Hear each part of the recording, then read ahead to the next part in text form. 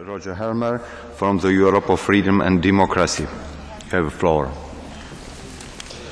Mr. President, I understand that our good colleague Mr. Malcolm Harbour has been very much engaged in this work on the single market, and we should certainly thank him for his efforts. But he falls into an error common amongst British Conservatives.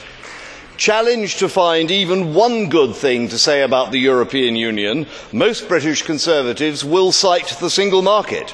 They seem to believe that it's a free trade area, and they think that free trade is a good thing.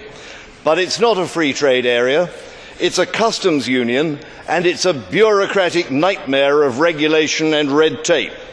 Years ago, Commissioner Verheugen estimated that the cost of EU regulation was around 6% of European GDP. Since then it's got worse, and this proposal today adds more burdens. Mr. President, Commissioner, colleagues, I come to the House today with good news. It is possible to create growth and jobs and prosperity and investment and recovery in Europe. But to do so, we will need to do four things. First of all, we must cut taxes. Secondly, we must have a bonfire of the regulations. Thirdly, we must dismantle the reckless and failing experiment of monetary union. And finally, we must adopt a rational energy policy and abandon our lunatic obsession with the myth of global warming. I fear that we will do none of these things, and we will condemn Europe to a third world future of decline, poverty and unemployment. Mr. Helmer, will you accept 2 blue cards? I will accept Okay. Please, Mr. Harbour, first speaker. Well, President, I'm delighted for the first time, and I welcome the fact that Mr. Helmer is not in the same group as me, and therefore I can therefore intervene on him. I want to ask him to pick up 2 points. First of all, will he confirm that the antique data he uses attributed to Mr. Verheugen was actually the total burden of all regulation on European industry, not just Europe, but the whole of the national member states' legislation? I'm sure he'll find that's true, and it would be good if he would stop using that figure. And secondly, would he confirm that the single market is neither a free trade area nor is it a customs union? It is a fundamentally more advanced and open economic area than anything else in the world. Next speaker, Mr. Schwab.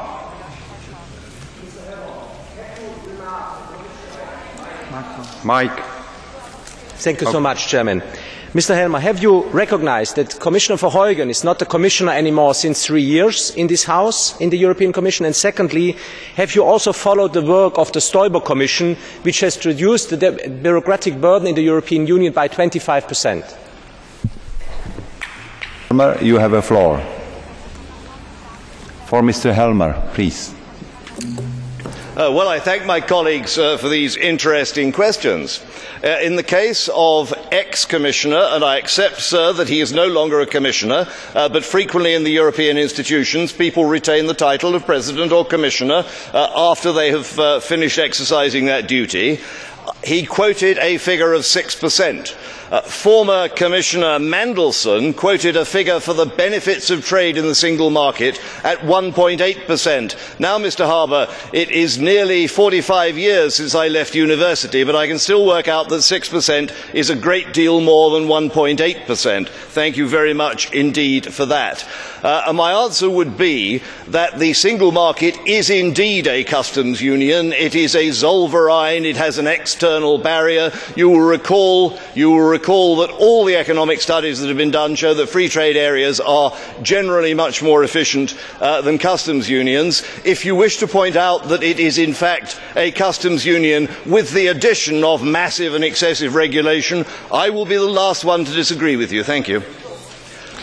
Thank you very much for the answer. And then